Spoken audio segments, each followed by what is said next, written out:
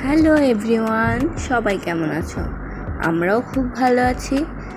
Majumdar family blog থেকে অনেক দিন পর আরেকটা নতুন ব্লগ নিয়ে আসলাম। অনেক দিন ধরেই সবাই রিকোয়েস্ট করছিলে আমাদের পেজে কেন ব্লগ আসছিল না।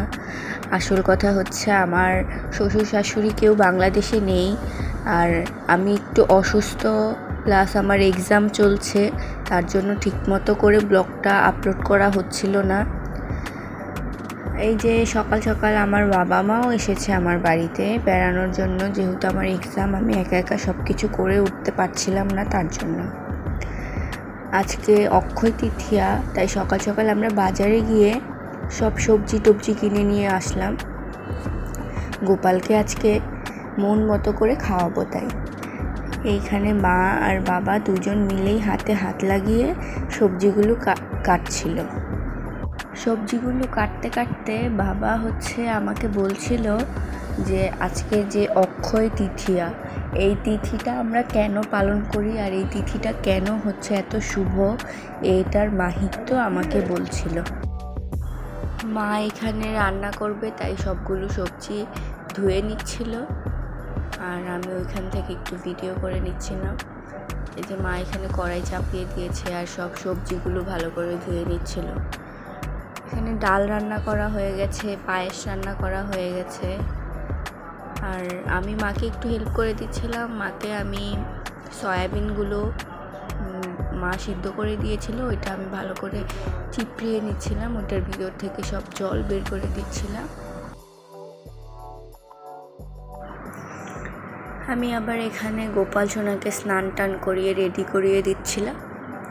এই যে গোপাল সোনাকে সুন্দর একটা ড্রেস পরিয়ে দিচ্ছিলাম, গোপাল সোনার যে সমস্ত অর্নামেন্টসগুলো পরিয়ে দিচ্ছিলাম।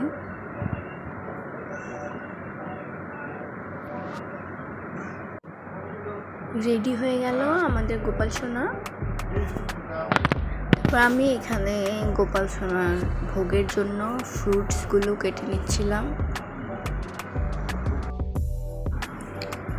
আমার বাবা আজকে গোপালকে ভোগ নিবেদন করেছে, আর আমি বাবাকে হেল্প করে দিচ্ছিলাম, সব ভোগ বেড়ে দিয়েছিলাম। তারপরে সব কিছু মোমবাতি, ধূপের কাঠি এগুলো জ্বালিয়ে দিচ্ছিলাম।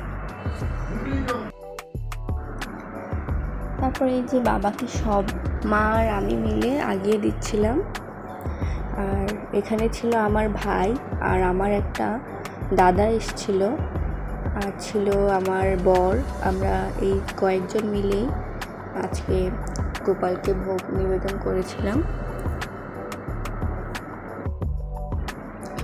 বাবা এখানে গোপালকে আহ্বান করছিল, পুজো দিচ্ছিল, আমি জোগাড় দিচ্ছিলাম, তারপর শঙ্খ বাজিয়েছিলাম। তারপরে আমরা সবাই মিলে এই যে এখানে আরতি করছিলাম। আরতি শেষ করে সুন্দর মতো কৃষ্ণের আরতি, যেহেতু আমাদের বাড়িতে কোনো ঢোল, কাশি, ঘন্টা এগুলো ছিল না, তাই আমরা হাতে তালি দিয়ে টিভিতে গান ছেড়ে, ভোগ আরতির গান ছেড়ে তখন করছিলাম। আরতি কমপ্লিট করার পরে আমরা চলে আসলাম সবাই মিলে ভোগ দর্শন করব বলে, কারণ ভোগ দর্শন করলে দুর্ভোগ কাটে। তারপর আমরা সবাই মিলে প্রসাদ পেলাম।